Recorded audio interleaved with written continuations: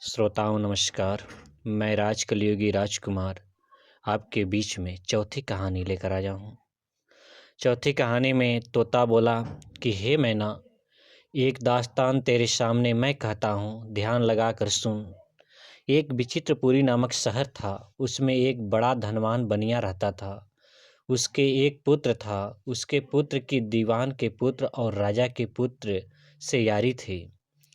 उन तीनों यारों में ऐसी गहरी प्रीति थी कि एक के बिना देखे दूसरे को चैन नहीं पड़ता था।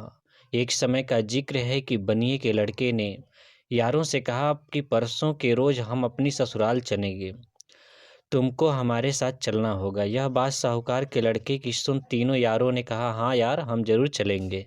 अंत में जब साहूकार का लड़का अपनी ससुराल को चला तब वे दोनों यार भी उसके साथ चल दिए। जब वो 2-4 दिन बाद ससुराल पहुँचे तो राजा के बेटे ने कहा, यार हम तो यहाँ इस सराय में ही रहेंगे, तुम अपनी ससुराल में जाओ। यह कह राजा और दीवान का बेटा तो सराय में रुक गए और साहूकार का बेटा ससुराल रवाना हुआ।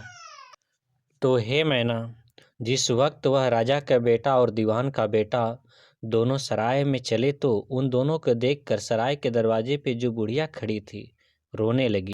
उस रोती बुढ़िया को राजा के लड़के ने तो नहीं देखा, परंतु दीवान के पुत्र की नज़र उस पर पड़ी। उस दीवान के पुत्र ने सोचा कि इस बुढ़िया से रोने का सबब पूछना चाहिए, परंतु पहले डेरे की दुरुस्ती कर लें, फिर बुढ़िया के रोने का सबब बुढ़िया से पूछेंगे। यह मन में विचार कर सराय के अंदर गया और निहायत बढ़िया मकान देखकर उसमें मुकाम किया। उसी मकान के अंदर एक लड़की निहायत हसीन, आफताब के मानंद परी जैसी रहती थी।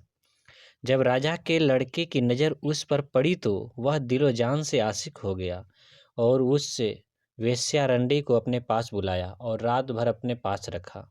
जब राजा का बेटा और रंडी दोनों ऐश आराम से सोए तो दीवान का पुत्र उठकर झट से बुढ़िया के पास गया और उस बुढ़िया से पूछने लगा कि ऐ माँ, तुम जो हम दोनों को आते देख कर रोई थी, उसका क्या कारण है? तब वह बुढ़िया कहने लगी कि ए मेरे बच्चे, मेरे रोने का कारण यह है कि वह जो रंडी है, जो तेरे यार के साथ सोई है, उसके पेट में एक सापिन रहती है। जो भी कोई मुसाफिर उसके साथ सोता है, तब आधी रात के समय वह सापिन उसके पेट से निकलकर जमीन पर लेट जाती है। जैसे ही मुसाफिर पैर नीचे रखता है, वैसे ही वह सापिन उस मुसाफिर को डसकर पुनः उससे रंडी के पेट में घुस जाती है।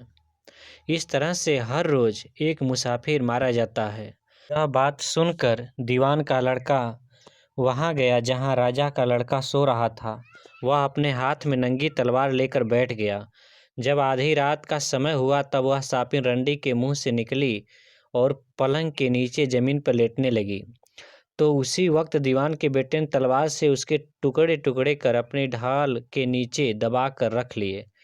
जब दीवानजादे ने उस सापिन को मार दिया तो जान तो बच गई, परंतु उसने सोचा कि अभी यहाँ का कुछ और हाल देखना चाहिए। यह दिल में विचार कर तलवार हाथ में लेकर सराय के बाहर निकला। उस वक्त देखता है कि एक नौजवान औरत श्रृंगार किए आ रही है। उसे देखकर दीवान के लड़के ने दिल में सोचा कि इस औरत का हाल मालूम करना चाहिए। ऐसा मन में विचार कर वह उस औरत के पीछे हो लिया और औरत जो थी वह बियावान जंगल के बीच में एक फकीर के कुटिये के पास पहुंची। वह फकीर भी दूज के चंद्रमा के समान उसकी राह देख रहा था और मन में कह रहा था कि आज क्या सबब है कि जो वह प्राण प्यारी अब तक नहीं आई। इतने में ही वह औरत भी आ पहुंची। तब फकीर उसको देखकर गुस्सा होकर बोला, हरामजादी, आज तूने इतनी देर क्यों लगाई? तब वह औरत बोली, ऐ फकीर साहब, आज मेरा शौहर मुझे लेने के लिए आ गया है, इसलिए मेरे घर के सब लोग उसके खातिर में लगे रहे। जब वह सो गए तब मैं आपके पास आई हूँ। यह बात सुनकर उस फकीर को बहुत गुस्सा आया। गुस्से में उसने औरत का मुंह पकड़कर दांतों से नाक काट ली। तब वह औरत रोती हुई अपने घर को चली गई। उस वक्त दीवान के लड़के को बड़ा गुस्सा आया कि इस बेईमान ने यह क्या किया कि ऐसी खूबसूरत औरत की नाक काट ली। यह बात मन में विचार कर बड़े गुस्से में आकर ऐसी तलवार मारी कि उसका सिर धड़ से जुदा होकर जमीन पर गिर पड़ा। जब जमीन पर सिर फकीर का गिर गया तो दीवान का लड़का वहां से चल दिया।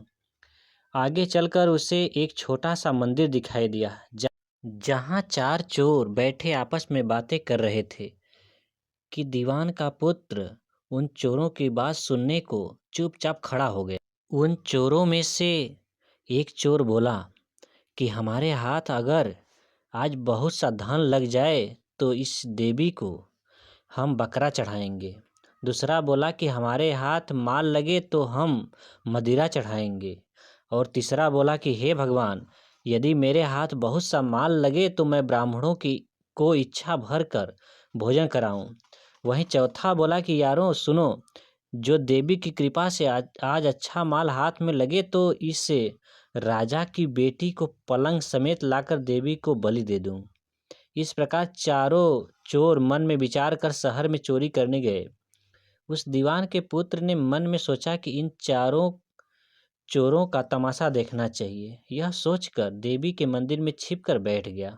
जब चोर शहर में गए तो उन्होंने बहुत सा माल पाया। उस धन को लेकर उस देवी के मंदिर में आए।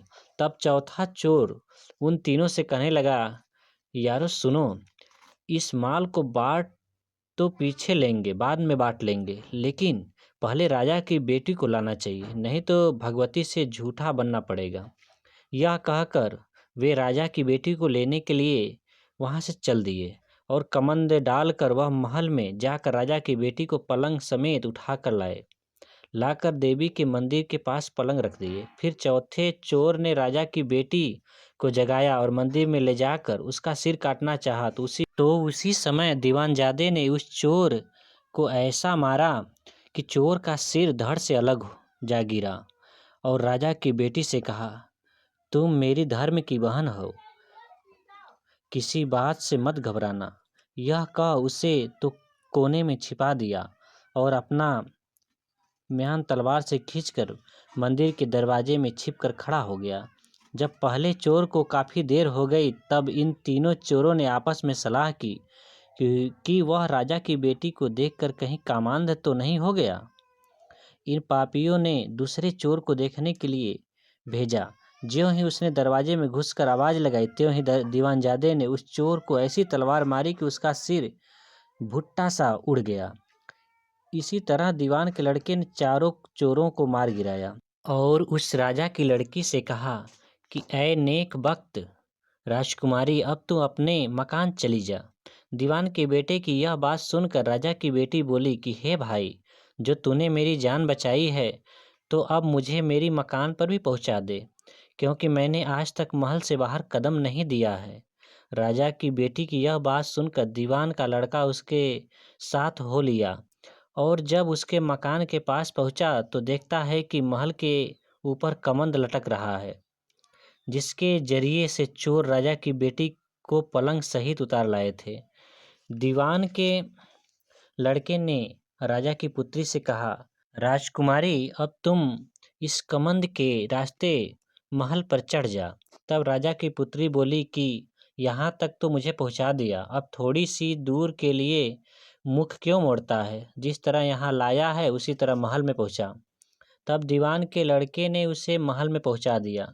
जब वह राजा की लड़की अपनी चित्रसारी में पहुँची तब दीवान के लड़के ने कहा कि राजकुमारी, अब हमको भी जाने दो। तब वह राजकन्या उसके रूप को देखकर मोहित हो गई। उसके गले से लिपट कर कहने लगी, हे प्यारे, तूने मेरी जान बचाई है, इसलिए इसके बदले तू मेरे पलंग पर चढ़कर मेरी इस जवानी का बहार को लूट और मुझे अपने गले लगाकर मेरे हुस्न की क्यारी के फूलों का रस चख। मैं तुझ पे जान व माल से आशिक हूँ।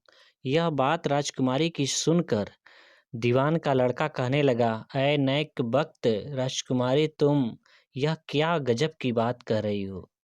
मैं तुमको अपनी बहन कह चुका हूँ, क्यों नाहक अपना और मेरा जन्म बिगाड़ती हो? तब राजकुमारी बोली, या तो मेरी बात मान, नहीं तो मैं तुझे मरवा डालूंगी। तब दीवान का लड़का अपना दामन छुड़ाकर उसी कमंद के रास्ते महल से उतर कर भागा। तब राजकुमारी ने उसे भागता हुआ देखकर चोर चोर कहकर शोर मचाया। इतने में शहर का कोतवाल गश्त लगाता हुआ महल के नीचे आया और दीवान के लड़के को गिरफ्तार कर कोतवाली को ले गया। दीवानजादा अपने मन में कहने लगा कि वक्त की खूबी है कि अच्छा करके बुरा होता है। इसी सोच विचार में रात बीत गई। सुबह कोतवाल ने दीवानजादे को मुश्क बांध कर कचहरी के लिए रवाना हुआ। तोता बोला, अय मैना, इधर जब राजा के लड़के को सोते सोते सवेरा हुआ और उसने उठकर देखा तो रंडी मरी पड़ी थी और दीवानजादा वहाँ नहीं है। तब राजकुमार बहुत घबराया। वह रंडी नायिका भी राजकुमार को जिंदा देखकर आश्चर्य करने लगी और अपने मन में कहने लगी कि आज क्या कारण है जो कि यह मुसाफिर जिंदा बच गया। और फिर अपनी बेटी के पास जाकर उसने जगाने लगी।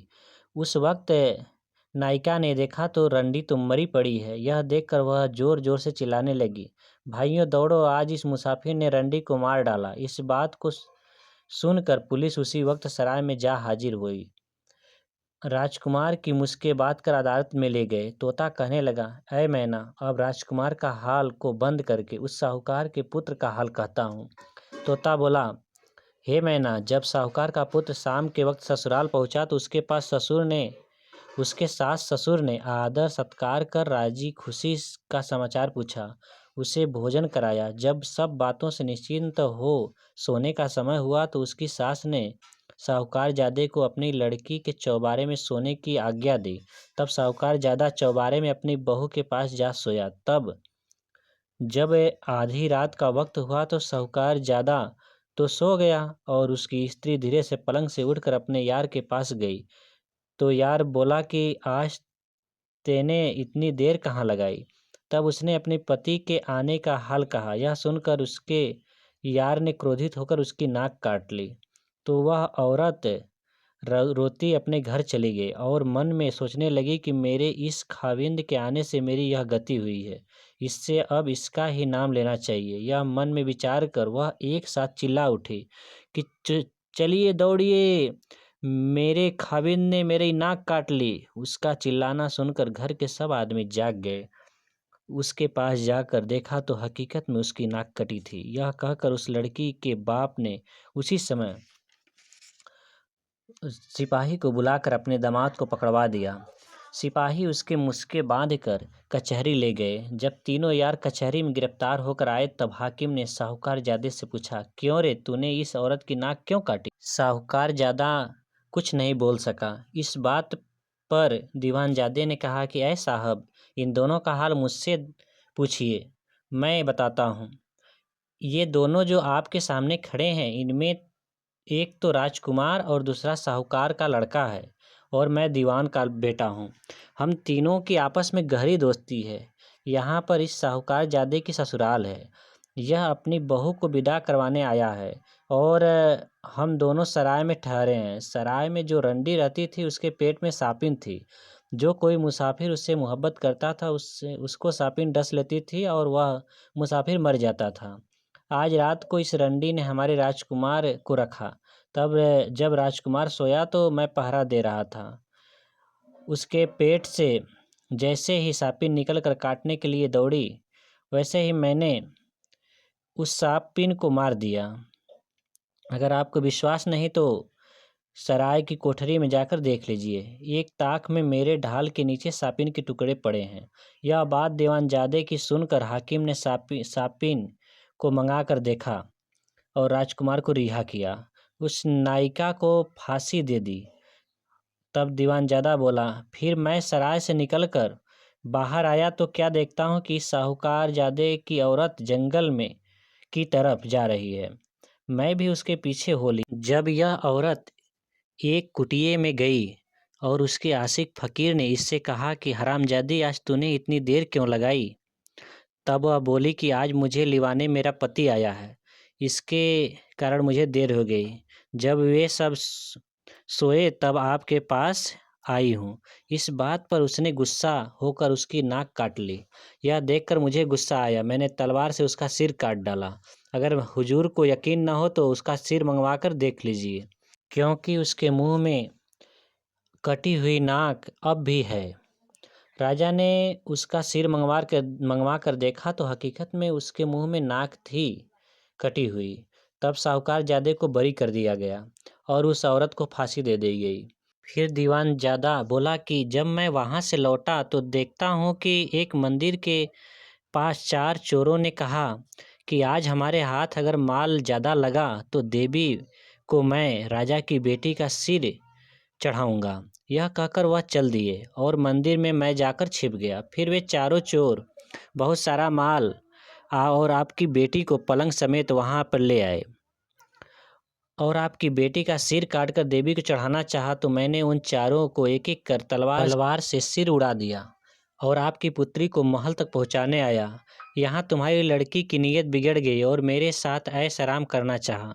कहा कि या तो मेरे साथ ऐश आराम करो, नहीं तो मैं तुम्हारी गर्दन कटवा डालूंगी। लेकिन मैं इसे बहन बना चुका था, इसलिए मैं अपना दामन बचाकर भागा। तब इसने चोर चोर कहकर मुझे पकड़वा दिया। अगर आपको विश्वास नहीं है तो देवी के मंदिर में जाकर देख लीजिए, आपकी पुत्री का पलंग रखा है। 4 चोर भी कत्ल हुए पड़े हैं। यह बात दीवानजादे की सुनकर राजा आश्चर्य में डूब गया और देवी के मंदिर के पास गया तो वहाँ पे सारा हाल देखकर दीवानजादे को रिहा कर दिया और अपनी पुत्री को भी फांसी दे दी। तब तोता कहने लगा, हे मैना, औरतों की ऐसी हरकतें देखकर मुझे तो भरोसा नहीं होता। यह दास्तान तोते की सुनकर मैना बोली कि हे तोता, इसका जवाब मुझसे सुन। तोता मैना की अगली कहानी सुनने के लिए चैनल को सब्सक्राइब कर लें और वीडियो को लाइक शेयर कर दें।